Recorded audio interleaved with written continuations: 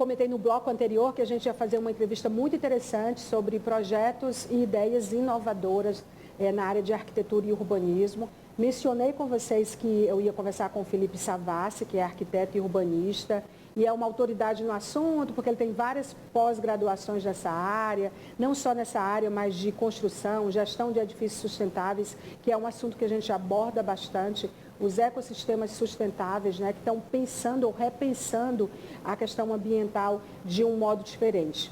E aí ele está atuando nessa área já há algum tempo. Eu vou contar para vocês como que eu encontrei o Felipe. Você sabe que eu sou uma stalkeadora de conteúdos.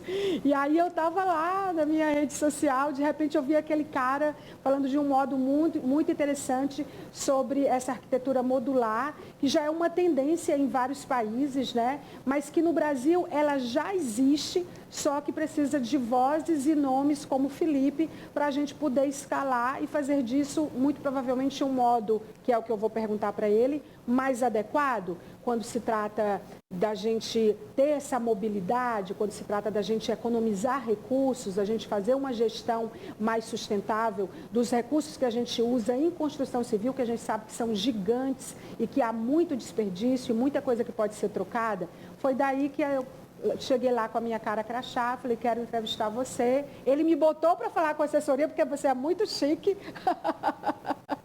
E aqui está o Felipe. E aqui está o Felipe. Felipe, bem-vindo ao nosso programa. Parabéns pela tua frente de trabalho. Eu queria saber há quanto tempo você está atuando nessa área e que tipo de entregas você tem feito para chamar a atenção do Brasil para essa área que você considera relevante. Bem, primeiramente, Maia, muito obrigado pelas palavras, pela apresentação ao meu trabalho. Enfim, fico muito feliz por esse reconhecimento. Bem, eu comecei nessa área da construção modular através dos contêineres marítimos, fazendo um tipo de arquitetura muito conceitual, original. Só que eu vi que, de uma forma muito rápida, que os contêineres marítimos eram muito legais de serem trabalhados, mas o modular em si era o que eu buscava, né? Com muito design, acabamento, com a qualidade e sustentabilidade, né? Coisa que é a evolução do trabalho em container. E a construção modular, da qual faz parte, né, ali do guarda-chuva da construção industrializada, é a que mais cresce no mundo, Maia. A gente cresce a uma taxa aí 3 vezes mais rápido do que a construção tradicional. A gente tem um nível de desperdício quase próximo de zero, um nível de uso e desperdício, consequentemente, de recursos naturais também próximo de zero, é uma construção muito mais sustentável, com pegada de carbono muito baixa, às vezes até negativa, no caso do uso da madeira engenheirada. São obras muito rápidas, são obras feitas com preço fechado. Quem aí, pergunto para essa audiência maravilhosa, quem aí nunca escutou ou participou de uma obra que tenha atrasado ou estourado o orçamento? As pessoas acham normal, melhor dizendo, as pessoas acham comum, mas o comum não pode ser normal, né? Alguma coisa está errada. Então, quando se trabalha numa construção feita dentro de uma fábrica, ou seja, off-site, que é um dos nomes que se dá à construção modular, a gente trabalha numa fábrica com uma similaridade, é um sistema análogo a um sistema, a uma montagem automotiva, um ambiente muito controlado, com ferramental, com equipamentos, com mão de obra treinada, com uma qualidade muito mais precisa do que um canteiro de obra oferece. E por aí vai, né? As consequências, as vantagens são inúmeras. Eu posso ficar aqui o programa inteiro só falando das vantagens. Eu vejo nas suas postagens, porque eu te sigo agora, eu sou muito ligada nessa causa de sustentabilidade em áreas distintas, e eu fico sempre acompanhando os comentários. Eu acho que o que fala muito sobre as postagens nem é a postagem em si, mas o que se comenta a partir delas, né? E eu vi as pessoas fazendo algumas perguntas que fazem sentido. Tipo, questões relacionadas a banheiros, a pias, né? Como que isso é resolvido na área de engenharia e de arquitetura? E dentro desse projeto, dessa arquitetura modular? Bom, para começar, uma casa modular, vamos tratar de casa, né? Mas ela pode ser qualquer tipo de edificação. Pode ser uma loja, um escritório, enfim, qualquer coisa.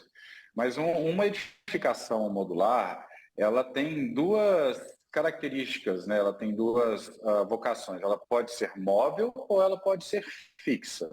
Se ela for móvel, ela vai ter um tratamento ali de esgoto, um hidrossanitário, até mesmo elétrico, como um plug and play. Então, ela vai poder ser como um banheiro químico, por exemplo, como um stand de venda. Ele vai ter ali o seu biodigestor, o seu tratamento de esgoto, a sua caixa d'água acoplada, enfim, seu abastecimento elétrico também com o sistema plug and play. Então, ela vai ser trabalhada, projetada, desenvolvida para isso, com essa função. Agora, o que muita gente confunde é que uma casa modular, ela pode ser uma casa permanente como outra qualquer, inclusive financiável. E aí, Maia, as instalações, sejam elas hidrossanitárias, elétricas, ar-condicionado, automação, descarga de descarga atmosférica, enfim, qualquer instalação, elas vão ser feitas da mesma forma. Se a minha rua tem um sistema de esgoto, vai ser ligado no esgoto. Se não tiver, vai ser feito fossa séptica ou um biodigestor. O sistema de entrada de eletricidade é o mesmo. O que acontece, o que difere essas casas da construção tradicional é que elas são muito melhores desenvolvidas, instaladas, projetadas, porque a manutenção é muito mais fácil. Você não tem que quebrar uma parede inteira para fazer uma manutenção numa rede elétrica ou numa rede hidráulica ou sanitária. E outra coisa é que as casas hoje industrializadas, modulares, elas são muito melhores em termos de eficiência energética, desempenho energético do que as casas tradicionais, a despeito, ao contrário do que se pensa. Porque as casas modulares, muita gente acha que é casa em container, do qual eu fiz parte, o meu começo da minha carreira na construção modular.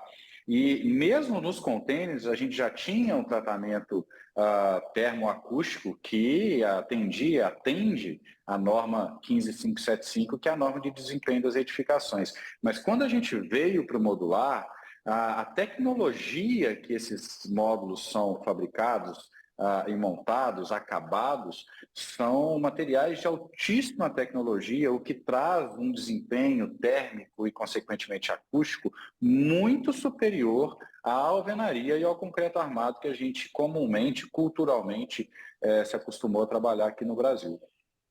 O Brasil, mesmo escalando em áreas importantes, ele tem um gap em relação a várias coisas, a vários movimentos inovadores, né? Por exemplo, a legislação, né? Quando a gente fala que são as modulares, como construir a própria indústria, né? Ela já está produzindo a partir dessa demanda que faz total sentido, né? Porque ela traz mobilidade, ela traz sustentabilidade, ela traz economia, ela traz um viver adequado aos tempos de hoje, né? Que faz total sentido. Eu queria que você falasse um pouco sobre isso, porque às vezes a gente está dentro de um movimento, dentro de um ecossistema, e a gente não tem muitas vezes uma legislação, uma estrutura, um mercado, um business que orbita em torno daquilo à altura desse movimento inovador.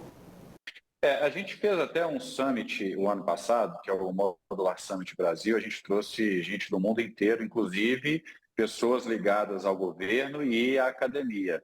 Porque a gente fez também, a título de complementação, de contextualização dessa resposta, a gente também fez uma missão para a Suécia o ano passado, e onde justamente na década de 90, eles começaram um movimento de transformação daquele mercado, que hoje tem 90% de todas as novas edificações sendo feitas off-site, ou seja, modular.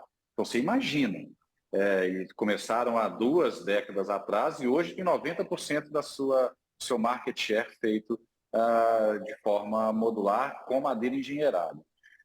Por que isso começou lá atrás? Porque justamente os stakeholders da área, os players, arquitetos, profissionais, engenheiros e os próprios fabricantes e fornecedores de insumos, eles se uniram à academia que por sua vez se uniu ao governo, e aí nessa tríade, nesse triângulo, eles criaram um movimento que hoje colhe frutos como um dos países mais sustentáveis do mundo na área da construção civil, com pegada de carbono positiva, negativa, ou seja, eles não só não emitem gás carbônico, ou emitem muito pouco, como tem edificações que elas até retêm gás carbônico, elas são negativas, né?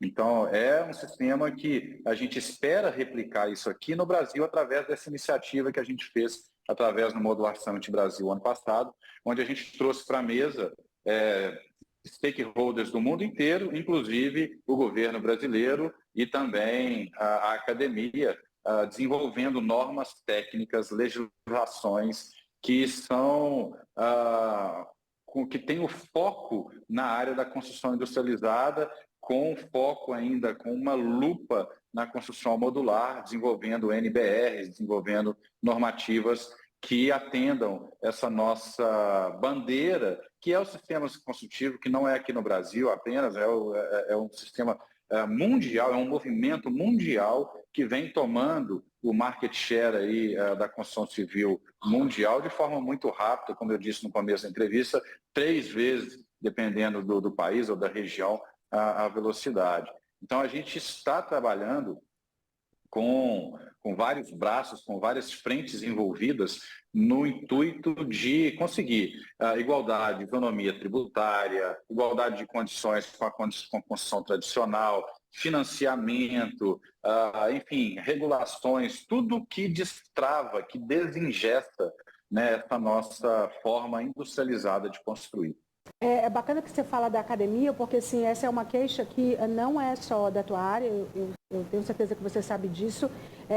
As nossas academias, elas não produzem sob demanda de mercado, né? Não existe esse cluster governo, mercado, pesquisa, né? Os nossos pesquisadores, a maioria, é claro que existem honrosas exceções, existem pesquisadores incríveis que norteiam mudanças relevantes na vida das pessoas. Eu não estou falando sobre esses, eu estou falando sobre aqueles que precisam despertar, e eles não vão poder fazer isso sozinhos, muito provavelmente, para produzir a partir dessas demandas de mercado. Eu faço questão de abrir esse parêntese no que o Felipe falou, porque a gente fala muito pouco sobre isso. E a gente tem que pensar como é que a gente está produzindo. Nos Estados Unidos, toda a academia produz sob demanda. E aí, com esse mundo acelerado, né, Felipe, de tudo está mudando a forma de viver, a forma de ver, a forma de pensar, a gente precisa adotar coisas que são sustentáveis, porque muito do que já aconteceu no meio ambiente é irreversível. A gente já perdeu, a casa já caiu. Então, assim, o que a gente puder fazer agora é importante fazer. Qual é o perfil dos teus clientes? Quem já botou essa lente? Cara, os nossos clientes são pessoas que pensam fora da caixa, né? São pessoas que já estão antenadas nessa questão da sustentabilidade, são pessoas que preocupam-se com o meio ambiente. Não sei se você sabe, fazendo um parênteses aqui, para a audiência, né? Para a sua audiência que está nos assistindo agora, 70% de todo o lixo gerado nos centros urbanos do Brasil provém da construção civil. Então, isso é um absurdo, e eu sou parte disso, porque eu sou da construção civil. Apesar de estar fazendo a minha parte aqui, puxando para outro lado, eu sou de um nicho da economia que é o que mais polui o meio ambiente, né? Então, isso é muito ruim. E a gente tem, nós, todos os stakeholders da construção civil, a gente tem que fazer a nossa parte. E aí, voltando agora para a pergunta que você me fez, tem muitos clientes que já chegam até mim com esse nível de consciência de que não dá mais para você comprar materiais para sua obra e 30% do que você compra vira lixo. E aquilo ali é dinheiro que você gastou, que você investiu, que você pagou para alguém fazer aquilo virar entulho. Ou seja, você faz uma parede maravilhosa, depois você quebra ela inteira para passar tubulação elétrica, e aquilo ali vira tudo entulho, e vai tudo para o ralo praticamente. Então as pessoas já viram que existe uma forma melhor de construir. E o perfil desses clientes são pessoas que aí dos seus 35, 45, até 55 anos, são pessoas que estão muito antenadas, né, que querem o melhor, que querem uma casa que desempenha melhor, que querem uma casa que tenha ali um selo verde de alguma forma, e principalmente, Maia, são pessoas que, principalmente hoje, depois da pandemia, valorizam muito o tempo, valorizam o seu dinheiro, que está cada vez mais escasso. Então, são pessoas que querem entrar numa obra, mas querem saber quando e com quanto elas vão sair. Porque as pessoas hoje entram numa obra, elas acham comum entrar numa obra que está projetada para durar 1 ano, mas ela dura 2. Elas já até fazem cálculo de 2. Então, assim, é uma coisa totalmente absurda. E pior ainda, se elas estão programadas para gastar 100, elas gastam 200, elas acham comum, ou seja, é 100% de desvio. E na construção modular, a gente não só tem desvio, como o preço é fechado. É como se compra um carro. Se o carro vai custar 100, ele não vai custar 150 na hora de fechar ali o contrato, ele vai custar 100. Você comprou um carro, vai pagar 100. E é isso. Uma casa, por exemplo, hoje de 200 metros quadrados, ela é entregue com chave na mão com 3 meses. É um preço fechado. Faz sentido para essa audiência? Tenho certeza que faz. E por isso que cada vez mais as pessoas estão migrando para esse sistema construtivo. Sem dúvida. E a gente não pode, só para encerrar esse comentário, naturalizar as coisas. Naturalizar que tem desperdício de comida, de material, de energia, de tempo, de dinheiro. É muito desperdício, é quase um alinhamento de planetas, assim. E a gente naturaliza, só que o preço disso não está vindo só mais para o nosso bolso, está vindo para o planeta. E eu acho que a gente precisa ter mais pessoas, não só pensando sobre isso, mas agindo sobre isso. Felipe, super papo, muito obrigada.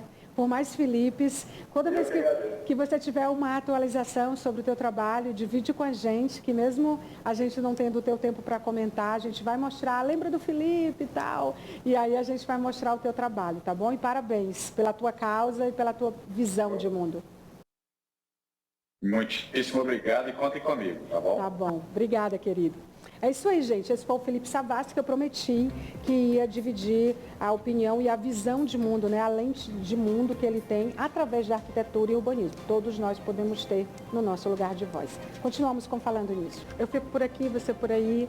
A gente se encontra no digital, se encontra na vida real, na vida imaginada. O importante é a gente se encontrar. E manda pauta pra gente. Beijo e me liga. Tchau, até o próximo programa.